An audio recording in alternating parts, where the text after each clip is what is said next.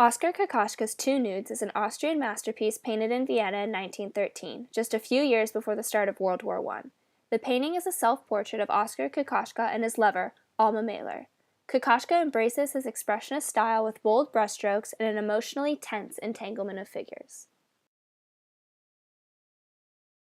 Kokoschka was an Austrian artist, poet, and playwright. He grew up in the town of Pochlarn with a younger brother and sister. Shown here is the house in which Oskar was born in 1886.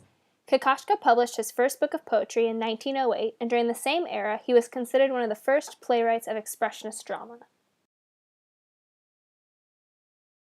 From 1904 to 1909, Kokoschka pursued an education at the Kunstwerber School of Arts and Crafts, in Vienna, much to the displeasure of his father. Unlike the School of Fine Arts in Vienna, the Kunstwerber School was dominated by instructors involved in the Viennese succession. It was here that Kokoschka developed his own original style. The teachers at Kunstwerber School helped Kokoschka gain experience in fine art by giving him opportunities through the Wiener Werkstatt, or Viennese workshops. Some of Kokoschka's first commissions were postcards and drawings for kids. Kokoschka has said that it was these commissions that gave him the basis for his artistic training. Shown here is Kunststau Wien by Kokoschka. In 1908, he first exhibited in the Kunststau exhibition organized by Klimt and his followers. This specific work is a page from his book entitled The Dreaming Boys from 1917. It was originally intended to be a children's book, but the expressionist poem about sexual longing, filled with suggestive images, seems a bit more provocative than the average bedtime story. Moving just a few years later, Kokoschka's work showed dramatic changes. From 1908 to 1912, Kokoschka created a series of paintings known as his psychological portraits of Viennese celebrities. These works were thought to be the first of their kind and illustrated modern existentialist anxieties. The work here is the psychological portrait of Adolf Loos, who was a famous Viennese architect. 12. Mahler asked Kokoschka to paint her portrait. The features that Kokoschka gave to her are reminiscent of the Mona Lisa, another mysterious and alluring woman. Her expression is determined, almost dangerous, and the iridescent hues of the blue background and pink blouse leave a transient impression that mirrors their brief but intense affair.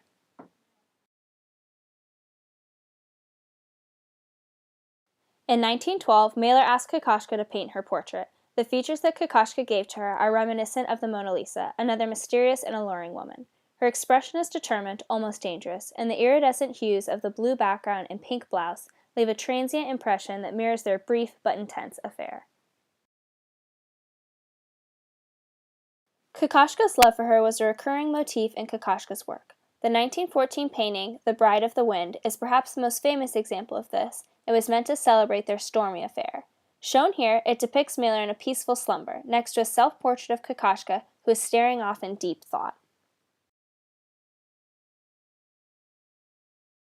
Kokoschka created around 450 drawings and paintings of Mahler. There is no doubt that she was a constant source of creative inspiration for him. Here, in their double portrait, Mahler is wearing a red nightgown which becomes somewhat of a fetish for Kokoschka. He wore it around his studio and refused to wear anything else for a period. In this painting, they are clearly lovers, holding hands as if engaged. Unfortunately, the love affair between Mahler and Kokoschka was just that, an affair. In 1914, Mahler finally broke things off with Kokoschka. He was devastated, and his anguish is clearly reflected in his works. His 1915 Knight Errant, shown here, is read as his personified agony over his lost relationship.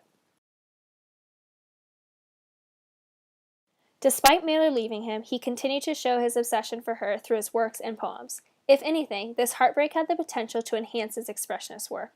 His subjective view of the world and distortion of reality make his paintings, like Self-Portrait at the Easel, put his emotions as the commander of the work.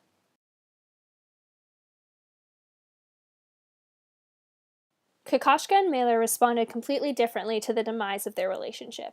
Kokoschka asked Mahler to visit him in the hospital once, and she refused, saying that she had put him behind her. Kokoschka, however, remained in love with her at an unhealthy level.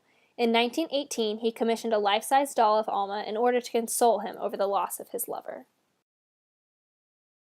Come 1915, Kokoschka's world turned upside down as he was called for service during World War I and served as a cavalryman. He was located on the Eastern Front but was seriously wounded in the head and required extensive hospitalization. During this time, he moved to Dresden and was later appointed professor of painting at Dresden Art Academy from 1919 to 1924. In 1934, Kokoschka fled to Prague because of the Nazis' growing power. There, he completed a portrait of the Czech president and also met his wife, Olda Polkovska. His portrait of her is shown here. However, his trip to Prague soon turned sour as the Nazis condemned his work as degenerate and removed it from public view. Kokoschka was not one to sit quietly while his works were taken down.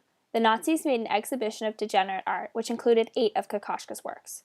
Included among them was Kokoschka's Degenerate Artist, shown here, a self-portrait of Kokoschka where he is defiantly crossing his arms in response to his inclusion in the show. In 1978, Kokoschka's life came full circle when he returned to Austria and regained Austrian citizenship. Let us also come full circle as we return to Two Nudes. Perhaps Kokoschka was unknowingly predicting the outcome of his relationship with Mahler. Kokoschka's haunted expression seems to let on that he knows she will leave him. The position of the two lovers seems to predict their eventual parting. Kokoschka wraps his arm around Mahler, trying not to let her go. Mahler places her hand against his face and looks forward, suggesting that she already plans on leaving him. Both figures continue walking past their embrace, illustrating their intense passion but their inability to stay together. Perhaps Kokoschka's Two Nudes shows that subconsciously he expected the heartbreak that tormented him for the rest of his life. Critics were torn on how to react to Kokoschka's work. Some gave high praise, while others gave harsh criticism. One critic even wrote, "This fellow's bones ought to be broken in his body."